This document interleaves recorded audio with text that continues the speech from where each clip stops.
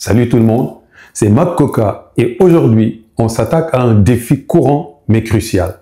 Comment rassurer une personne avec un style d'attachement évitant? Si vous vous retrouvez souvent à marcher sur des œufs, à avoir peur de trop faire ou de le faire fuir, cette vidéo est pour vous. Aimer une personne évidente, ça demande de la patience et une bonne dose de compréhension. Son besoin d'indépendance peut parfois être déroutant, voire blessant. Mais rappelez-vous, ce n'est pas un rejet de votre personne. C'est sa façon à lui de gérer l'intimité. Et croyez-moi, le profil évitant n'est pas non plus content d'avoir ce trait. Il n'a pas choisi d'être comme ça. Et cela peut aussi être une source de souffrance pour lui, même s'il ne l'exprime pas toujours. La bonne nouvelle, c'est que il existe des clés pour le rassurer et construire une relation solide basée sur le respect mutuel. Et non, vous n'êtes pas obligé de faire ces efforts toute votre vie. Ce sont des stratégies pour la phase de construction, des outils pour créer une base sécurisante. Alors, comment créer un espace de sécurité émotionnelle pour un évitant? Comment l'aider à se sentir à l'aise dans la relation sans se sentir étouffé? On va décortiquer ça ensemble avec des conseils concrets et faciles à mettre en place. Mais avant tout, il faut comprendre d'où vient ce besoin d'évitement. Une personne évitante a souvent développé ce style d'attachement depuis l'enfance, face à des figures parentales qui étaient soit indisponibles ou soit émotionnellement intrusives. Il a appris que l'intimité est synonyme de danger ou de perte de liberté. Son cerveau est alors câblé pour associer la proximité émotionnelle à un stress. Il a un seuil de tolérance à l'intimité plus bas que la moyenne. Quand il se sent trop proche, son système nerveux réagit comme face à une menace. Ce n'est pas un choix conscient de sa part. C'est un mécanisme de défense qu'il a protégé, mais qui le limite aujourd'hui dans ses relations. Avant de passer aux solutions, parlons des erreurs à ne surtout pas commettre, comme la pression émotionnelle. Les « il faut qu'on parle », les « pourquoi tu me dis pas que tu m'aimes », les tentatives de forcer l'intimité, c'est le pire. C'est comme vouloir apprivoiser un chat sauvage en l'attrapant de force. Il va griffer et s'enfuir. De l'interrogatoire. Où étais-tu? Pourquoi tu n'as pas répondu? Tu penses à quoi? Etc. C'est perçu comme une intrusion et un manque de confiance. 3. La dépendance excessive. Lui faire sentir que votre bonheur dépend de lui, c'est le faire fuir à tous les coups. Il ne veut pas être responsable de vos émotions. Ses comportements activent son système d'évitement et le confortent dans sa peur de l'intimité. Maintenant, les solutions.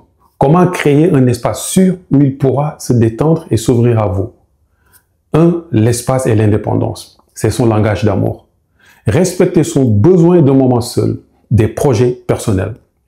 Montrez-lui que vous avez votre propre vie, que vous êtes une personne entière et autonome. Une de mes coachées, Chloé, a commencé à encourager son partenaire à passer des soirées avec ses amis sans elle. Non seulement il s'est senti respecté, mais il est revenu vers elle avec plus d'enthousiasme car il sentait qu'elle ne le possédait pas. 2. La communication claire et factuelle. Exprimez vos besoins et vos sentiments de manière directe, sans dramatisation ni reproche. Évitez les sous-entendus et les « il faut que tu devines ce que je ressens ». Soyez précise et concrète. 3. La cohérence et la patience. Gagnez en confiance en étant constante dans votre comportement. Montrez-lui que vous êtes une personne fiable qui respecte ses limites et qui ne le forcera jamais à faire quelque chose qu'il ne veut pas. La patience est essentielle ici. Il a besoin de temps pour se sentir en sécurité. En agissant ainsi, vous lui envoyez un message clair. Je te respecte et je comprends ton besoin d'espace. Et je suis une personne sûre et fiable. Rassurer une personne évitante, c'est un art. Mais c'est surtout un acte d'amour et de liberté. En comprenant son fonctionnement et en adaptant votre approche, vous pouvez construire une relation magnifique, basée sur la liberté, la confiance et une connexion profonde. Et voici une information cruciale. Ce travail n'est pas éternel. Une fois que la personne évitante est bien installée dans la relation et se sent en sécurité, son style d'attachement peut s'estomper significativement. Cela peut prendre des années, oui, mais il faut s'ouvrir et devenir beaucoup plus confortable avec l'intimité. Il faut juste savoir que ce profil évitant restera toujours un peu en arrière-plan, susceptible de se réactiver sous un stress extrême. Mais avec les bons outils, vous saurez gérer ces moments-là.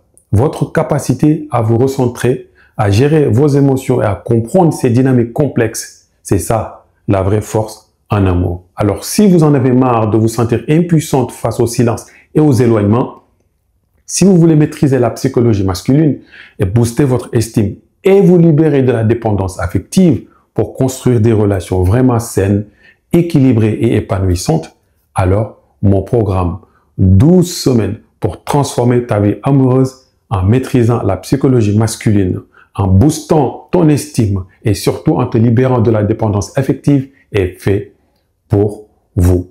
Cliquez sur le lien juste ici pour découvrir comment vous accompagner personnellement. Alors, prenez soin de vous et rappelez-vous, vous avez le pouvoir de changer votre histoire d'amour. À très vite pour une prochaine vidéo. Ciao, ciao.